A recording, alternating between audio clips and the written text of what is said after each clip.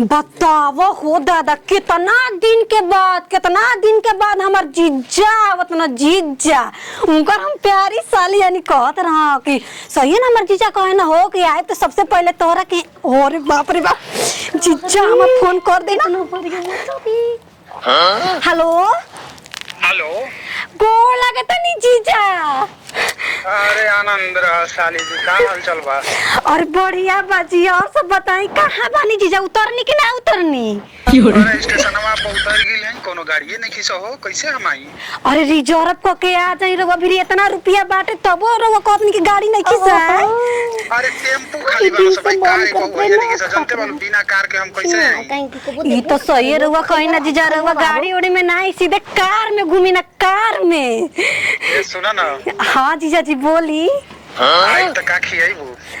ये कौन पूछे वाला बात हटे जीजा जी बनावत नहीं रहू मछरी रवा खाती तो मत पीट भर जाई में।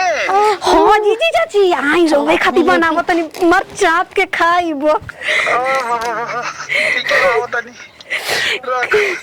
ठीक बा जीजा जी। हां चलो हमार जीजा बा अरे दादा मछरिया हो दादा मछरिया कहाँ गई हो माई। हे जा हेतना मछरी काट के हम रखले रहूं यहाँ पे दुइयो को मछरी काटले मारे जा गंजाए लग का हो गल मछरिया हो दादा। अरे अब हमरा के सीसीटीवी में देखे का परी कवन छिनारी आइलिया हमारे आंख में धूल चुक के लेके चल गइलो। जाए नती उमा फूफा जवन दगल उ बियाह करवैला हमरा लड़का के रोज के रोज छिनरी झगड़ा करी नैहर भागी आधा घंटा के बाद घरवे आ चले सबत कहीं का सवेरे ओकर एगो गिलास ले लेनी है मेरे पापा दिए हैं मेरे पापा छिनार ओ सब कुछ गिलास आजकल ए बरवा पर मिले त बरवा पर भागल बड़ी सवेरे ही के नैहर आ कुछ अरे मछरी के जैसे तारा पे जवानी लालुआ से पिया हम साच कहतानी छोरे के तो चल गइला ताए राजा छोरे के तो चल गइला ताए राजा कतता जवानी तेल चाटा ए राजा भातार ना चाटी जवानी तो तेल चाटे ना चाटी है सकता है। आई देखा सबक कहां से इतना मच्छर रे इतना नहीं छुंगला छोड़ का तो करे झगड़ा करके नैहर भागल हमारी यार बा कुछ ना कुछ तो उपाय करबे ना करब खियाए पिया में हो सास ससुर के कमा गिनती है पापा को भी घर में थोड़ा शादी करवाऊं कि हम खियाए नहीं ना तोहर पापा की किस्मत जागा रहे कि हमर बेटा के लिए ठोक ले हनो ठोक ले हनो ओए करमा बहिर बा हो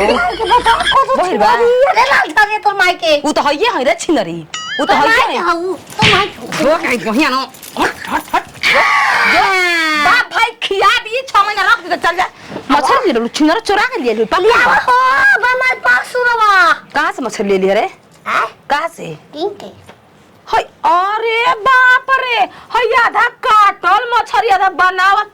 ई पक्का के घर में डाका छिनरी डलले होई। बतावा हो दादा आज मुखिया जी के सीसीटीवी ना रही तो हमके पता ना चल कुछ छिनारी लेके गइल बिया। हां अरे जीजा जी गोड़ लगा। अरे आनंद रहा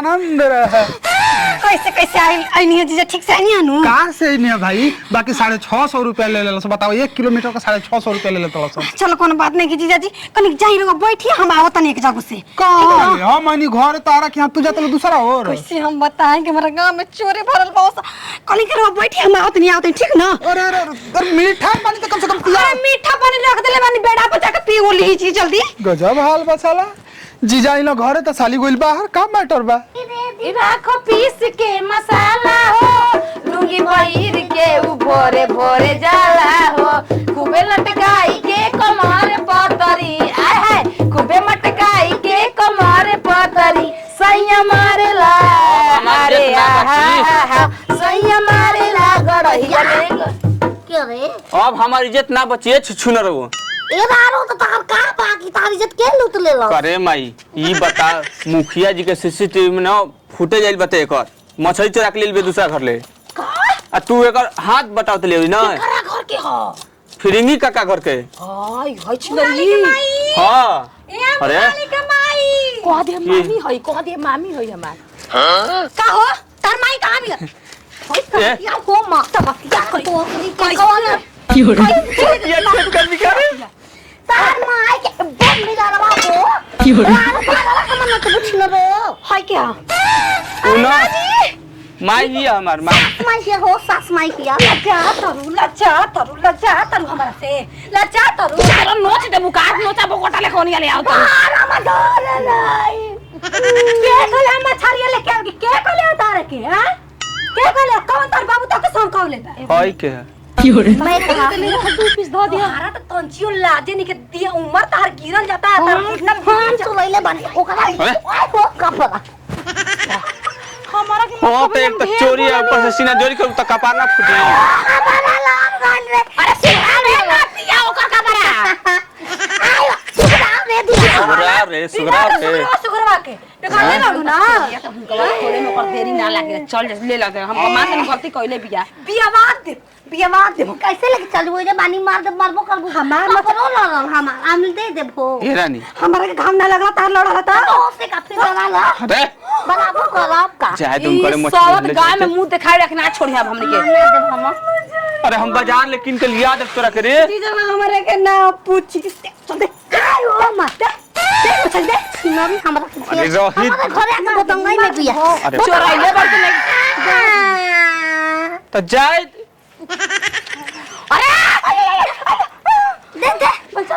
बकना तू जो दे बकना दी ये को से कुछ नहीं एगो और है हाथ में ये रे बच्चा है कि तू अब है हाथ में एगो दिए तो हो चुपचाप हम मछरिया दे हम जीजा तो ये को दे दे हम पहुंचा दे बाद में छीन के दे दा दे दा एगो है दे दा हाथ एगो दे दा में। दे मैं दे दांत काट ली हाथ में काहे के दे लेबू हो हम आप में खुए हुआ हो अरे हो बक माई होड़ा कर रखले बड़ू माई कहतर होड़ा कर रखले अरे सुताई ले बाजा सुतो बोलना अरे पूरा ओ माई ये हमार दादा बना दे लो चित ना अरे सन कइबू सो मन बोल के कतलू पूरा नावा दे लो हवा देलू अब कतलू मछरी ले जाओ जीजा हो मारी लागल बा बिना तेरे पता काटी कैसे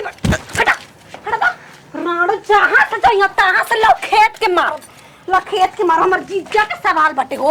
जीजा के सवाल ये नतियू